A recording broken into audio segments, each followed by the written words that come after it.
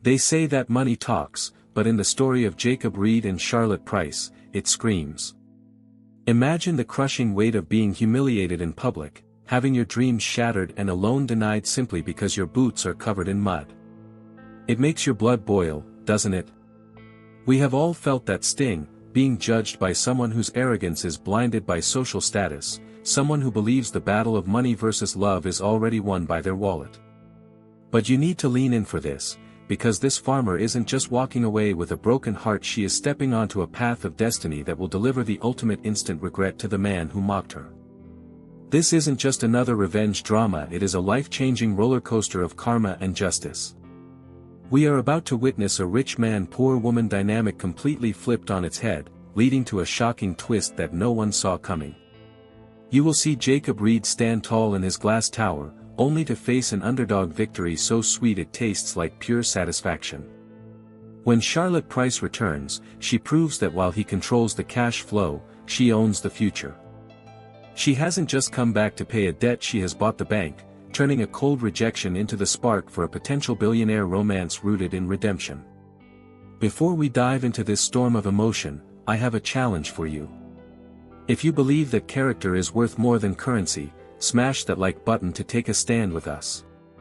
Comment justice below if you are ready to see the underdog win, and subscribe to our community so you never miss a story that touches the soul. Share this video with someone who needs a reminder that the wheel of fortune always turns. Now, let's witness how a denied loan became a purchased bank. The massive, polished brass doors of First City Bank stood like the gates to a forbidden kingdom, reflecting the dreary gray of the stormy sky. When Charlotte Price pushed them open, the sheer weight of the wood seemed to resist her, as if the building itself knew she didn't belong. She stepped onto the pristine, white marble floor, and the silence that descended was immediate and oppressive. She wasn't just a visitor, she was an anomaly. Clad in her work-worn denim overalls and a flannel shirt stained with the sweat of 1,000 sunrises, she was the very antithesis of this sterile world. Her boots, heavy and caked with the thick, dark mud of the field she was fighting to save, left a trail of undeniable reality on the bank's perfection. The smell of wet earth and rain clung to her, a stark, organic perfume that clashed violently with the scent of sanitized air and old money. Every head in the lobby turned in unison, a synchronized wave of judgment that hit her like a physical blow. From the teller's safe behind their bulletproof glass to the security guard adjusting his belt, their eyes traced the muddy footprints she left with every hesitant step. It takes a terrifying amount of courage to walk into a lion's den when you know you look like the prey, but desperation has a way of stealing the spine like nothing else. Charlotte Price clutched a weathered, water-stained leather folder to her chest so tightly her knuckles turned white. Inside that folder wasn't just paper, it was the deed to her family's legacy, the history of her father's sweat, and her only hope for a future. She wasn't here for a handout or charity, she was here for survival, driven by a primal need to protect what was hers. This moment was a visceral clash of worlds, a visual representation of social status versus honest labor playing out in high definition right there in the lobby. The whispers started almost immediately, low and buzzing like angry flies around her head. "Look at her," a woman in a silk scarf muttered to her companion, barely hiding her disdain. Did she mistake the vault for a barn? It is moments like these that truly test the human spirit, forcing us to decide in a split second if we will crumble under the weight of staring eyes or stand tall in our inconvenient truth. Charlotte took a deep, shaky breath, lifting her chin and refusing to let the shame they projected onto her stick to her skin. She was a farmer, and there was no shame in the dirt that fed their families. She approached the front desk, her voice trembling slightly but her gaze steady, asking to see the branch manager. The receptionist, a young woman whose makeup looked more expensive than Charlotte's truck, looked her up and down with a sneer that could curdle milk. She clearly wondered if this intruder was lost or perhaps mentally unstable. "Mr. Reed is a very busy man," the receptionist droned, her voice flat and dismissive. "He doesn't usually see walk-ins, especially unprepared ones." But Charlotte wouldn't be deterred. She knew that her farm's potential was real, even if her attire didn't scream high-yield investment to these city folks who only understood value in terms of stocks and bonds. Deep down, in the pit of her stomach, she feared the loan denied stamp was already hovering over her application before she even opened her mouth to plead her case. But the legacy of her father, and his father before him, demanded she try, demanded she push past the arrogance of this institution and fight for her life. She wasn't asking for a miracle, she was asking for a partnership, a chance to turn the season's hardships around with a solid plan. It's a universal struggle, isn't it? The fight to be seen for who we really are, not just what we wear or what we have in the bank. It is the silent scream of the underdog against a world that prioritizes the superficial over the substantial. As she waited, the contrast was heartbreakingly sharp, the gleaming brass fixtures against her calloused, rough hands, the hum of expensive computers against the thumping rhythm of her anxiety. She was a woman who knew the value of a seed and the patience of a harvest, standing in a place that only understood the immediate gratification of a dollar. Little did she know, her presence was about to trigger a chain of events that would redefine the concept of a rich man poor woman narrative in this town forever. She was the stone thrown into a still pond, and the ripples were about to become a tidal wave. Finally, after an agonizing 20 minutes, the receptionist waved her manicured hand dismissively toward a large glass office at the back. "He has 5 minutes. Don't waste them." Charlotte nodded, swallowing the lump in her throat that tasted like fear and pride. She wiped her boots one last time on the welcome mat, though the damage was done, and walked toward the office where Jacob Reed sat. She was walking into the fire, unaware that this meeting would eventually lead to a life-changing shift for them both, setting the stage for a drama of epic proportions. Jacob Reed sat behind his expansive mahogany desk, like a king on a modern throne, his eyes scanning a complex spreadsheet that meant more to him than any human connection ever could.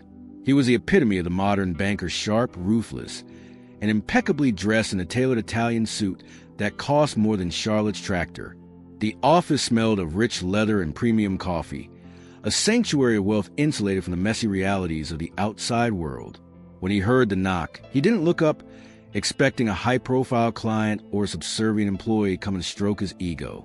When Charlotte walked in, bringing the smell of wet soil and rain into a sanitized sanctuary, his reaction was visceral and immediate. He finally looked up, and his lip curled in immediate, unfiltered disgust, his eyes darting to the mud flecks on his pristine, cream-colored carpet. "Excuse me," he said, his voice dripping with icy arrogance.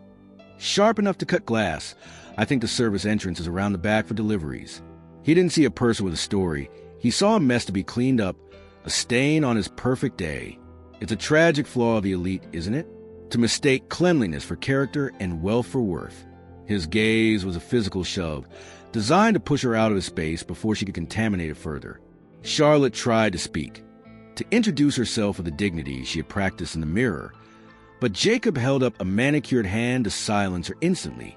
"I don't know how you got past security," he sneered, leaning back in his leather chair, "but this is a place of serious business, not a homeless shelter." The judgment in his eyes was absolute, a wall so high and fortified it seemed impossible to climb. He didn't care about her story, her struggle, or her humanity. He only cared that she was disrupting his aesthetic and his schedule. To him, she was visual noise, static in his broadcast of success. "I'm here for a loan, Mr. Reed," Charlotte managed to say, her voice gaining a steely strength from his rudeness rather than breaking. "To save my farm, my family's legacy." Jacob laughed, a cold, humorless sound that echoed off the glass walls of his aquarium-like office. "Alone?" he mocked, spinning a gold pen between his fingers. "We finance futures, Ms. Price, not failures.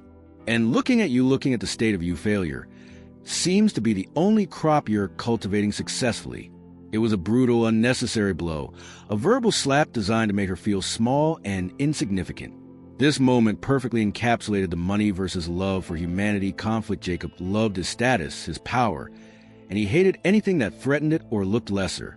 He saw her poverty as a disease, something contagious that he needed to expel immediately lest it infect his reputation. He checked his Rolex ostentatiously, making a show of how valuable his time was compared to hers. "You have 30 seconds to leave before I call security to escort you and your dirt out of my bank. I have real clients to attend to." But Jacob Reed was making a classic, fatal mistake. He was underestimating the resolve of someone who has nothing left to lose. He thought his power lay in his position and his title, but he was about to learn that true power comes from resilience and the fire of survival.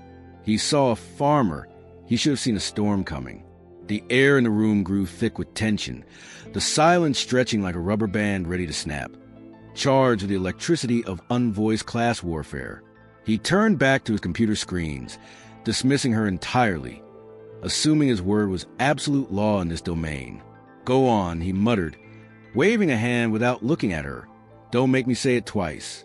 In his mind, she was already gone, a minor annoyance deleted from his day, like a spam email. He had no idea that by trying to crush her, he was setting the stage for his own instant regret and a revenge drama that would become legendary in banking history.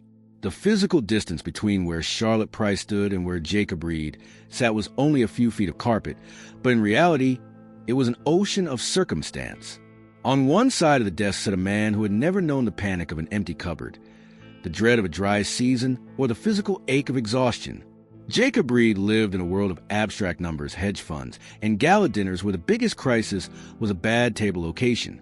His biggest worry was whether the market would dip slightly or if his vintage wine would breathe enough before dinner. He was insulated, protected, and soft in all the places that mattered. On the other side stood Charlotte, a woman whose hands were mapped to the scars of hard labor, whose back ached from dawn-to-dusk toil in the unforgiving sun. She represented the raw, unfiltered reality of survival, the backbone of the society Jacob took for granted. Her poverty wasn't a lack of ambition or intelligence. It was a result of honest, grueling work in a system rigged against a little guy. The contrast was a painful, living reminder of the arbitrary nature of social status and who gets to decide what is valuable. While Jacob worried about the thread count of his suits and the shine of his shoes, Charlotte worried about the pH balance of her soil, the price of feed, and keeping the roof over her head. He saw the bank as a fortress of power, a playground for the elite. She saw it as a necessary evil, a terrifying gatekeeper to her survival. It forces us to ask, why is the work that feeds us valued less than the work that manages the money? It's a bitter pill to swallow, the stark disparity between the rich man, poor woman standing in that office. Jacob took a sip of sparkling water, the crystal glass catching the light and casting rainbows on his desk, while Charlotte's throat was dry with dust and fear. He was surrounded by framed awards and diplomas that screamed accomplishment. She was armed only with her grit and a business plan stained with coffee rings and hope. The room felt suffocatingly small, trapping these two opposing forces in a silent war of existence, where one held all the cards and the other held only her heart. He looked at her again, not with empathy or curiosity, but with the clinical detachment of a scientist examining a bug under a microscope. "You people always think money is the answer," he sighed, sounding bored, as if throwing cash at a dying business will magically resurrect it. His words were sharp, cutting deep into her dignity like a scalpel. He couldn't conceive that for her, money wasn't luxury or excess. It was the difference between keeping her ancestral home and living in her truck. This money versus love dynamic wasn't romantic. Here, it was existential. She loved her land, he loved his ledger. And in that office, the ledger was winning, crushing the human element beneath its weight. It's hard not to feel a surge of righteous anger on her behalf, witnessing such callousness. We've all been there, haven't we? Facing someone who holds the keys to our dreams but refuses to unlock the door simply because they don't like how we look or where we come from. The tragedy was that Jacob Reed had the power to change her life with a single stroke of a pen, to be a hero in her story and save a community staple. Instead, he chose to be the villain, secure in his arrogance and blinded by his prejudice. But the seeds of karma are often sown in these exact moments of supreme overconfidence. He thought he was looking down on her from a great height, but he was really looking into the mirror of his own moral bankruptcy, unaware that the reflection was about to shatter. "Please, Mr. Reed, just 5 minutes is all I ask," Charlotte pleaded, swallowing her pride for the sake of her heritage. "I have a plan to diversify the crops. The soil analysis is promising and the market is shifting." She opened her folder with trembling hands, desperate to show him the data, the tangible proof of her hard work and research.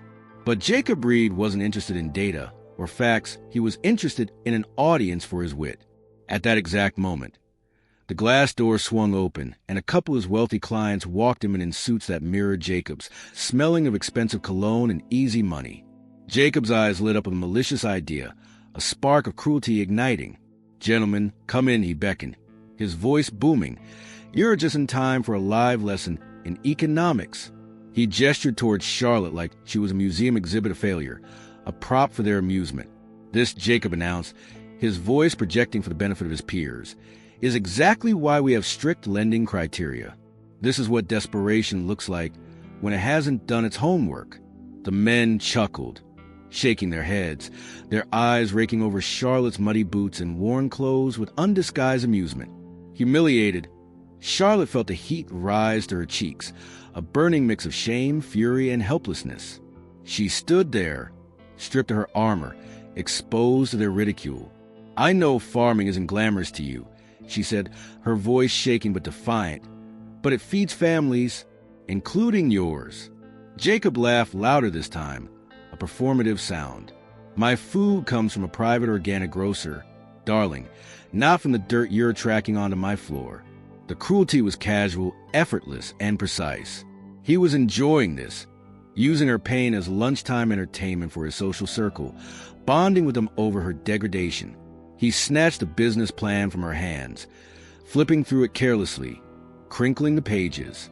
"Look at this," he mocked, showing a handwritten page to his friends. "Handwritten notes? Coffee stains?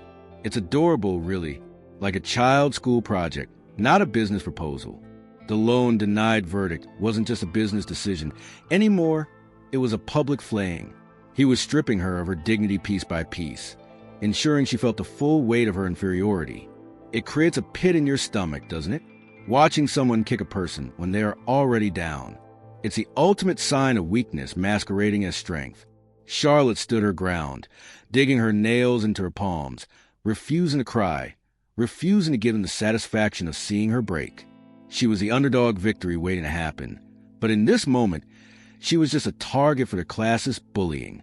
"Take your papers and go," Jacob said, tossing the folder back at her so it spilled on the floor, scattering her hopes across the carpet. "Before you embarrass yourself further." As she knelt to gather her dreams on the carpet, the sound of their laughter followed her, piercing and cruel. It was a sound she would never forget, the soundtrack to her lowest moment, and the fuel for the fire that was starting to burn in her gut. Just as Charlotte Price reached the door, defeated and broken, Jacob's voice stopped her in her tracks. "Wait," he called out, a cruel, predatory glint in his eye. He wasn't done playing with his food. He wanted to twist the knife one last time. "I'm a fair man, contrary to what you might think. It'll give you a chance." He leaned forward, the wealthy clients watching with smirked anticipation, eager to see the punchline. "It'll prove the loan." Today, Charlotte turned, hope flickering in her chest against all logic, a moth drawn to a flame. "Really?" she asked, her voice barely a whisper. "On one condition," Jacob continued, his smile stretching wide and sharp. "You represent high risk. So, you need to bring me a collateral deposit of $50,000 in cash by close of business today." The room fell silent. It was an impossible sum for her, and he knew it. It was a sick joke, a dangling carrot he had no intention of letting her eat. "50,000? Charlotte whispered, the color draining from her face. "Mr. Reed, if I had $50,000, I wouldn't need the loan." Jacob shrugged, feigning innocence and business logic. "Rules are rules, Ms. Price. Without liquidity, you're a liability. Show me the cash and he'll sign the check. Simple economics." He was setting her up for a fall, intending to crush her hope completely so she would never darken his door again with her poverty. He checked his watch with agonizing slowness. "You have 4 hours." Tick-tock. The satisfaction on his face was grotesque. He believed he was teaching her a lesson about her place in the world, enforcing the social status hierarchy he held so dear. He wanted her to run around town in a panic and fail, confirming his belief that she was worthless and incapable. It was a game of destiny he thought he controlled with absolute authority. But by setting this impossible bar, he wasn't just breaking her heart, he was hardening her resolve into diamond. He was pushing her past the point of no return. Sometimes, when you back a cornered animal, You don't get submission, you get a fight to the death. He was creating his own nemesis. Charlotte looked at him, really looked at him, etching every line of his smug face into her memory. "You think this is a game," she said softly, her voice carrying a strange new weight. "You think my life is a joke." Jacob just waved her off, already turning back to his friends. "I think you're wasting my time. For hours, Charlotte, or don't come back." She turned and walked out, the weight of the impossible task pressing down on her shoulders like a physical yoke. But mixed with the despair was a new feeling to cold, hard determination. Jacob Reed had made a mistake. He thought he had buried her, but he didn't realize she was a seed. And seeds, when buried in the dirt and darkness, do one thing: they grow. Charlotte walked out of the glass office, her face burning with the heat of humiliation, the laughter of the men still ringing in her ears like a curse. She felt the eyes of the entire bank staff on her, pitying and judgmental, dissecting her defeat. It was a walk of shame, the kind that makes you want to disappear into floorboards and never return. But she held her head high, refusing to let her shoulders slump. She was humiliated, yes, but she was not defeated. Her dignity was the one thing he couldn't foreclose on. As she neared the exit, blinded by unshed tears and a fog of panic, she saw a commotion near the door. An elderly janitor, struggling with a heavy bucket of soapy water, had been knocked aside by Jacob earlier in his rush to greet the wealthy clients.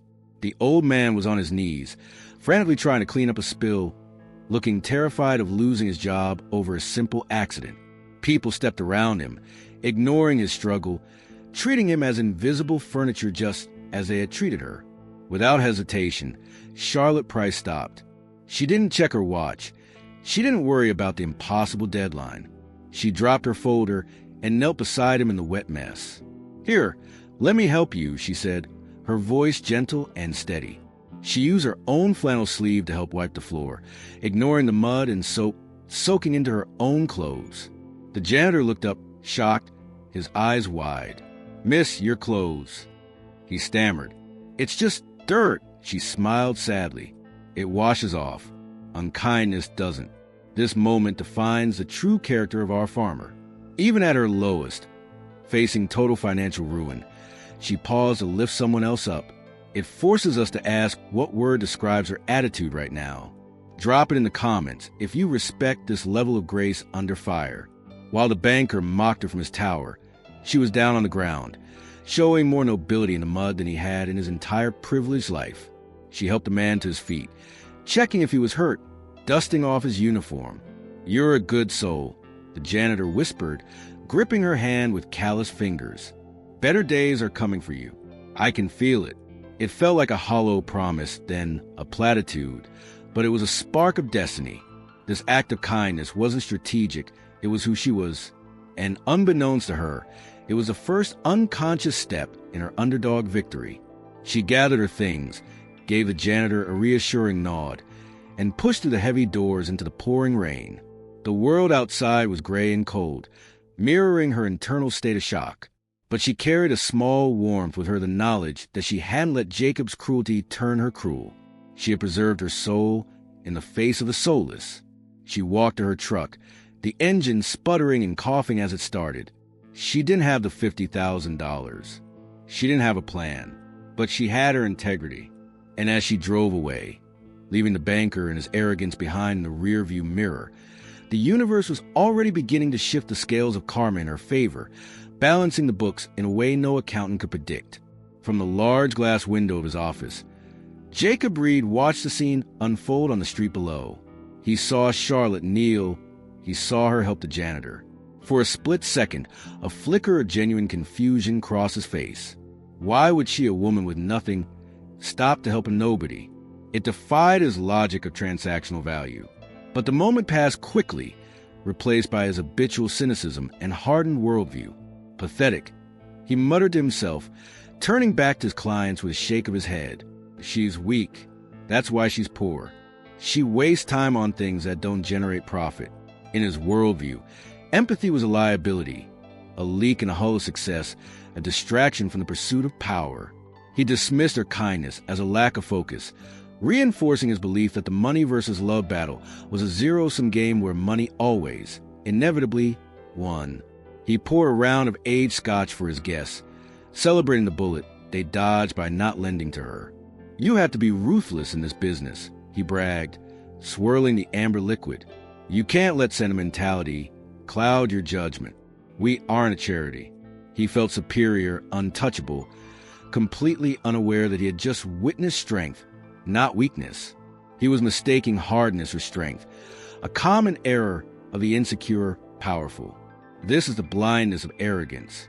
It stops you from seeing the value in people who don't fit your specific mold. Jacob believed he was a master of his universe, that his social status protected him from consequence. He didn't understand that kindness is a currency of its own, one that pays dividends in ways a spreadsheet can't track. He was spiritually bankrupt while celebrating his financial wealth. He forgot about Charlotte the moment the whiskey hit his lips, washing away the memory of her desperate eyes. To him, she was just a bad memory, a smudge on his day that had been wiped clean. He had no idea that his dismissal of her was the catalyst for his own downfall. He was celebrating a victory that was actually the beginning of his end, signing his own warrant without knowing it. The rain lashed against a window, blurring the world outside into abstract shapes. Jacob liked it that way the world kept at a distance manageable, theoretical. He didn't want to get his hands dirty with reality. But life has a way of crashing through the glass when you least expect it. The storm outside was nothing compared to the storm he had just invited into his life. He sat back, satisfied, thinking the story was over. But the revenge drama was just entering its second act. While he laughed in his ivory tower, secure in his fortress, the gears of karma were grinding into motion, fueled by the very actions he took so much pride in. The clock was ticking, not for Charlotte's loan, but for his reckoning. Back at the farm, the reality of the situation hit Charlotte Price like a physical blow to the gut. She sat on her rotting wooden porch, watching the relentless rain turn her fields into a brown swamp. The deadline for the $50,000 had passed hours ago. She had failed. The loan denied was final. The silence of the farm felt heavy, a mourning for the legacy she was about to lose, the ghosts of her ancestors judging her in the wind. In a fit of overwhelming frustration and grief, she grabbed a shovel and walked out into the storm. She needed to do something, anything, to release the anger boiling in her veins. She started digging furiously in the lower field, the mud splashing her face, tears mixing with the rain, rendering her blind. "Why?" She screamed at the sky, a primal roar. "I did everything right. I worked so hard." She struck the ground harder and harder, hitting rock bottom both emotionally and physically, trying to dig a grave for her despair. Suddenly, her shovel hit something hard. Not a rock. Something different. A metallic clank that rang out oddly in the wet air. She wiped her eyes and dug deeper, her hands clawing at the wet earth, ignoring the cold. It was an old, rusted metal box, buried deep near the property line. Confused, she pried it open with trembling fingers, expecting old tools or junk. But what she found made her breath catch in her throat. Inside, wrapped in oilcloth to protect them from the damp, were geological surveys. Old ones, from her grandfather's time, documents she had never seen. She squinted at the faded ink in the dim light of the storm. They weren't just surveys of the topsoil, they were deep earth analyses, and they pointed to something massive sitting right under her worthless cornfields. Rare earth minerals. A massive deposit of lithium and cobalt. A deposit worth millions. Her heart hammered against her ribs like a trapped bird. Destiny had been under her feet the whole time. She wasn't sitting on a failing farm, she was sitting on a gold mine. The irony was staggering. Jacob Reed had mocked her dirt, called it filth, never realizing that the very mud he despised was worth more than his entire bank branch. The universe has a twisted sense of humor. This was the life-changing moment. The tears stopped abruptly. A smile, slow and terrifying, spread across her face. She wasn't just going to save the farm. She was going to change everything. The power dynamic had just shifted violently, though the world didn't know it yet. She held the future in her muddy hands. She clutched the papers to her chest, laughing in the rain, looking like a madwoman. It was a maniacal, joyful sound of release. The underdog victory wasn't just a vague hope anymore. It was a concrete plan. She went back inside, not to sleep, but to strategize. The desperate farmer was gone, the ruthless businesswoman was born in the storm. But victory is never a straight line, and the villain rarely goes down without a fight. Just as Charlotte began to formulate her plan to monetize the minerals, the universe threw a curveball, or rather, Jacob Reed did. 2 days later, a courier arrived at the farm with a thick, ominous envelope. It was a foreclosure notice. An early foreclosure notice. Jacob had found a technicality in her existing mortgage, a clause about property maintenance standards that he claimed she had violated due to the state of her barn roof. It was a stretch, a legal bullying tactic designed to seize the property before she could even attempt to find funding elsewhere. He wanted her gone, erased from his district, and he was using the full weight of the bank's legal team to do it. The shocking twist hit her hard, knocking the wind out of her sails. She had the surveys, yes, but she couldn't monetize them overnight. She needed time to get investors, to certify the findings, to negotiate rights. Jacob was cutting her legs out from under her before she could run. The notice gave her 48 hours to vacate. 48 hours before the bulldozers arrived to flatten her home. It felt like a punch to the gut. The revenge drama seemed to be ending before it began. Panic set in. How could he do this? It was pure malice. He wasn't just denying a loan. He was actively destroying her life out of spite. The cruelty of the banker knew no bounds. He was playing a game of chess while she was trying to survive a boxing match. This is the moment where we all hold our breath. That feeling of it's not fair rises up in our throats, choking us. It looked like the rich man, poor woman story was ending in tragedy, confirming that the rich always win. Charlotte stared at the paper, her hands shaking uncontrollably. Was a discovery for nothing? Was karma sleeping on the job? She felt the walls closing in. The joy of the mineral discovery evaporated, replaced by the cold dread of immediate homelessness.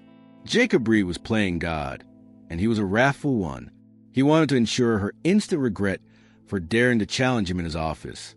He wanted to make an example of her. But even in this false defeat, a spark remained deep within her. She looked at the foreclosure notice, then at the mineral surveys. It was a race against time now, a race she looked destined to lose.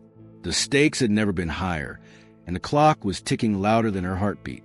Desperate and out of options, Charlotte rushed back to the bank, pushing her old truck to its limit. She didn't care about the mud this time. She didn't care about her pride or appearance. She needed to buy time.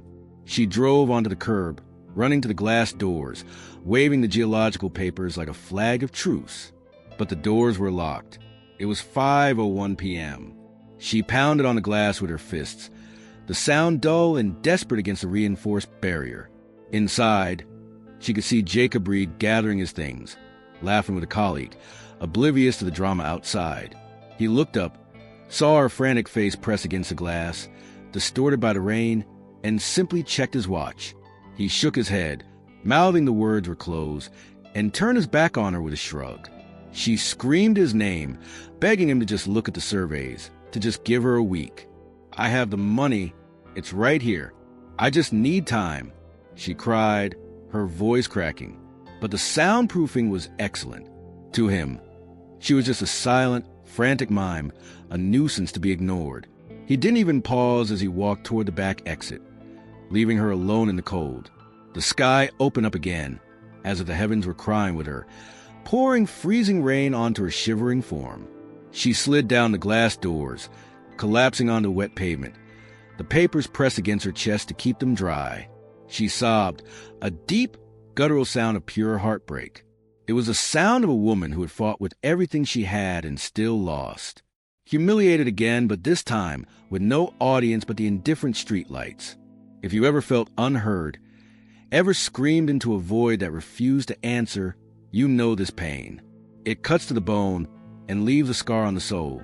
Charlotte sat there for hours, the rain soaking her to the skin. Clutching the foreclosure notice that was her eviction from her own history. She was a ghost, haunting a building she couldn't enter. It was the darkest hour of the night. The loan denied, the farm seized, the hope crushed. It seemed Jacob Reed had won. Money versus love? Money had delivered a knockout blow. She felt small, powerless, and utterly alone against a machine. But as she sat there, broken, the janitor she had helped days before walked out of the service entrance. He saw her, hesitated, and then walked over, holding his black umbrella over her head. He didn't say a word, just stood there, sharing his shelter in the downpour. It was a tiny gesture, but it reminded her she wasn't invisible, not to everyone. And sometimes, that's all you need to keep going. The 48 hours passed in a blur of panic, failed phone calls, and sleepless nights. No one could move fast enough to help. No one believed the crazy farm girl with her old papers and wild claims. As the sun rose on the deadline day, the menacing sound of heavy engines rumbled down the dirt road, shaking the very ground Charlotte stood on. The demolition crew had arrived, yellow monsters of steel and hydraulic fluid, sent by the bank to clear the liability and prepare the land for auction. Charlotte Price stood on her porch, watching them line up like an invading army. The foreman approached, a clipboard in hand, looking bored. "Bank's orders, ma'am. You need to clear the premises immediately. We start in 10 minutes. It was a scene of absolute devastation. Her neighbors watched from the fence lines, helpless, their faces pale. The farmer was being uprooted from her soil, ripped out like a weed. The arrogance of Jacob Reed had manifested in these machines, ready to tear down memories, wood, and history alike. He wasn't just taking her house, he was erasing her existence. All hope seemed lost. Charlotte gripped the railing of her porch, her knuckles white, splinters digging into her palms. She closed her eyes, listening to the idling engines, the smell of diesel fumes overpowering the scent of morning dew. Was this it? Was this how the story ended? With a whimper and the crunch of timber? The foreman raised his hand to signal the excavators. The engines roared to life, black smoke puffing into the air. The first bucket lifted, poised to strike the old barn that her grandfather had built by hand. Charlotte flinched, bracing for the impact, tears streaming down her face. The underdog victory felt like a cruel myth, a lie told to children. The dust began to rise as the tracks moved forward. The reality of the loss was physical, a crushing weight on her chest that made it hard to breathe. She had failed her father. She had failed herself. The banker had proven that without money, you have no voice, no rights, and no future. But just as the first machine began to move forward, a sleek black convoy of cars appeared on the horizon. They were speeding down the dirt road, kicking up a cloud of dust that rivaled the excavators. They weren't police cars. They were limousines with tinted windows. The cavalry had arrived, but from a direction no one expected.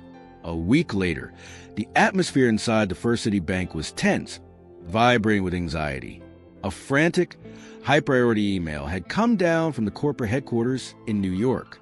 A high-profile, mysterious investor group had expressed interest in a hostile acquisition of assets in the region, and they demanded an immediate meeting with the local board.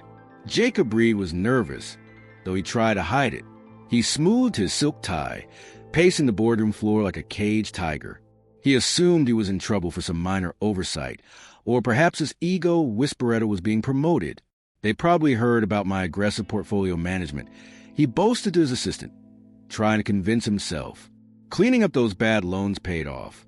Him finally getting recognized. The board members assembled, whispering nervously among themselves, checking their phones. This investor had bypassed Jacob entirely, going straight to the regional directors.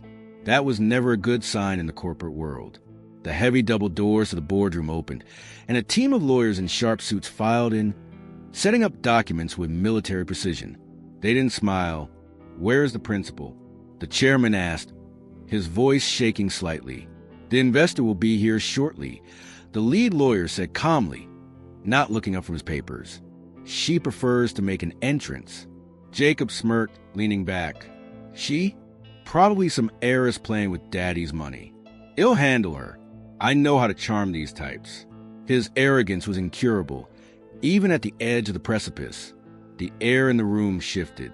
There was a power radiating from the empty chair at the head of the table, a gravity that pulled everyone's attention. The lawyers didn't look like they were playing games. They looked like executioners waiting for the signal to drop the axe. The silence was deafening. Jacob checked his watch aggressively. This is a waste of time. I have a bank to run, real work to do. He stood up to leave, intending to assert his dominance over the room. Sit down, Mr. Reed, the lawyer said, his voice like a whip crack, stopping Jacob in his tracks. You do not run this bank anymore. Not until she says so. Jacob froze, his mouth open. The color drained from his face.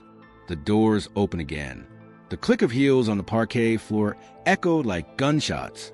Everyone turned. The silhouette in the doorway was feminine, commanding, and vaguely familiar, yet completely alien to the context. Jacob Reed squinted against the light from the hallway. The woman walking toward him was wearing a tailored white power suit that screamed high fashion and immense wealth. Her hair was styled in a sleek, sharp bob, her makeup flawless and fierce. She looked like she owned the city, not just a room. She radiated a confidence that sucked the air out of the lungs of everyone present. She stopped at the head of the table and slowly took off her designer sunglasses, folding them with a deliberate click. The room gasped. Jacob stumbled back, gripping the edge of the table, his eyes bulging as if he were seeing a ghost. You, he whispered, his voice cracking into a squeak. That's impossible. It was Charlotte Price, but not the Charlotte he knew. Gone was the mud, the denim, the desperation, the pleading eyes. In her place stood a titan of industry. The shocking twist hit him like a physical slap to the face. The farmer he had kicked out, the woman he had humiliated and left sobbing the rain, was standing there as the high-profile investor. "Hello, Jacob," she said, her voice cool and smooth as silk, but with an edge of steel. "I believe we have some unfinished business regarding a loan application." The transformation was total. She wasn't just a rich man, poor woman flip. She was the embodiment of instant regret for him. She was his nightmare come to life. But the farm, the foreclosure. Jacob stammered, his brain failing to compute the reality before him. The farm is sitting on the largest rare earth mineral deposit in the state. Charlotte said, a small, satisfied smile playing on her lips. I secured private funding based on the geological surveys. The ones you didn't have 5 minutes to look at because you were too busy mocking my boots. The board members looked from her to Jacob, realizing the magnitude of his mistake. He had turned away a client worth hundreds of millions. He had practically thrown a winning lottery ticket into the trash because it was dirty. The realization of his incompetence hung in the air like a foul smell. Charlotte leaned in, her eyes locking with his, pinning him like a butterfly to a board. I told you farming feeds families, Jacob. Turns out, it also feeds bank acquisitions. The satisfaction in her eyes was terrifying. She was a destiny he had tried to cheat, and now she had come to collect the debt with interest. The silence in the boardroom was absolute, heavy with the weight of the moment. Jacob tried to rally, his survival instinct kicking in. So, you found some rocks. Congratulations. That doesn't mean you can barge in here and take over. In the branch manager, he was clinging to his title like a drowning man to a straw, desperate to maintain the illusion of control. Charlotte signaled to her bodyguards without looking away from Jacob. They stepped forward, carrying 2 large, heavy black duffel bags. They dropped them onto Jacob Reed's pristine mahogany desk, the same desk where he had mocked her poverty days before. The bags hit with a heavy thud, splitting open from the force.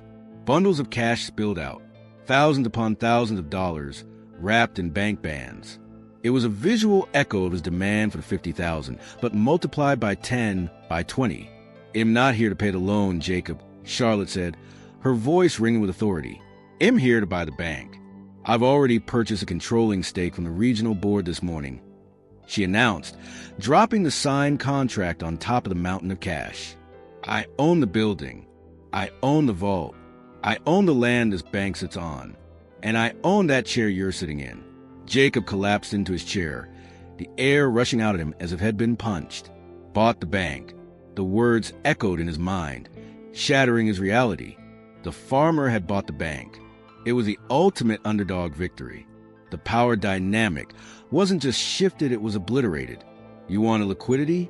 She asked, gesturing to cash burying his desk. Here it is. But I don't want a loan anymore. I want your resignation."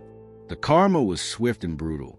He had judged her by her lack of cash. Now he was being buried by her abundance of it.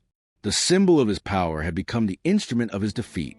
The board members were already distancing themselves from Jacob, nodding respectfully at Charlotte, aligning themselves with the new power.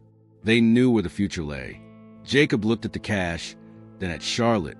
He realized too late that he had fought a war of money versus love against someone who now had both the love of her people and the money to crush him. The chairman of the board cleared his throat, eager to please the new owner. "Ms. Price, given Mr. Reed's gross negligence and loss of potential revenue, we will proceed with his immediate termination and removal." Security guards stepped forward, the same ones who had watched Charlotte leave, now ready to escort Jacob out. It was a poetic circle closing. Jacob looked defeated, a broken man, his arrogance stripped away, leaving only naked fear. He looked at Charlotte, expecting her to gloat, to laugh, to enjoy his destruction. After all, it's what he would have done in her place. He braced himself for the final humiliation. "Wait," Charlotte said, raising her hand. The guard stopped instantly. She looked at Jacob, seeing the fear in his eyes, the trembling of his hands. She remembered the janitor. She remembered that true strength isn't about crushing your enemies until they are dust. It's about changing them. It's about breaking the cycle. "Firing him is too easy," Charlotte said thoughtfully, tapping her chin. "He won't learn anything if he just goes to another bank and treats people the same way." She turned to Jacob. "I'm not going to fire you, Jacob." Hope flared in his eyes, confused and desperate. "But you are not the manager anymore. You will work," she continued, her voice firm, "but you will start at the bottom. Maintenance. You will report to the head janitor, a man you knocked over and humiliated." The room went silent. It was a sentence of humiliation, yes, but also a profound opportunity for redemption. "You need to learn what it means to work with your hands," she said. "You need to learn that every person who walks through those doors has value, whether they wear silk or denim. Do this for 6 months. Prove you have a heart, and maybe we'll talk about a desk job." It was a shocking act of mercy. She offered him a second chance, a path to learn humility through labor. It was a test of character. Would the banker accept the lowly position? It was a life-changing offer, wrapped in a punishment. She was betting on his humanity, even when he hadn't shown any. Jacob Reed stood there, his pride warring with his reality. He looked at the cash, he looked at the board who had abandoned him, and he looked at Charlotte. For the first time, he saw her, not as a muddy farmer, not as a hostile investor, but as a woman of incredible grace and power. Slowly, he nodded, tears welling in his eyes. "I accept," he whispered. He took off his expensive watch, his silk tie, and placed them on the desk next to the money. He walked out of the boardroom, not as a boss, but as a beginner. It was the hardest walk of his life, but the most important one. Over the next few months, the bank changed. The culture shifted. Charlotte, now the owner, implemented policies that helped small businesses and farmers. And in the background, Jacob Reed pushed a mop. He learned the names of the staff. He apologized to the janitor. He saw the struggles of the people he used to mock, and he began to help them. He grew. The arrogance faded, replaced by a quiet dignity and a newfound respect for labor. He started to understand the value of hard work. One late evening, Charlotte found him polishing the floors, sweating, his sleeves rolled up. He stopped, wiping sweat from his brow. "You miss a spot," she joked softly, handing him a water bottle. Jacob smilated her real, genuine smile this time, not the practiced smirk of a salesman. "I'm learning," he said. "Thank you for saving me. Not my job, but me." It was the start of a new dynamic. The billionaire romance didn't start with flowers or diamonds. It started with a mop and forgiveness. He had earned her forgiveness through sweat and humility. And eventually, as he climbed his way back up, proving he was a changed man, he would earn her love. It was a long road, but they walked it together. The farmer and the banker, proving that while money can buy a bank, only humility can save a soul. Satisfaction wasn't in the revenge, it was in the redemption. True power isn't defined by the balance in your bank account, but by the capacity of your heart to forgive. Charlotte didn't just buy a bank, she invested in a human soul, proving that while arrogance can build walls, only humility can open doors. She showed us that the greatest victory isn't destroying your enemy, but helping them find their own humanity.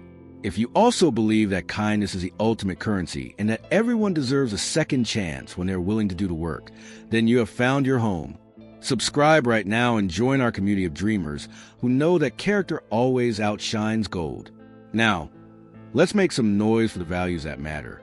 Smash that like button to cast your vote for integrity over greed. Comment below with your honest answer. Would you have forgiven Jacob after everything he did? I want to read your perspective. And share this video with someone who needs a reminder that it is never too late to rewrite their own story. And while you wait for our next chapter, know that our channel is a treasure chest of emotional journeys just like this one. Explore our older videos and discover other unforgettable tales of justice, love, and destiny.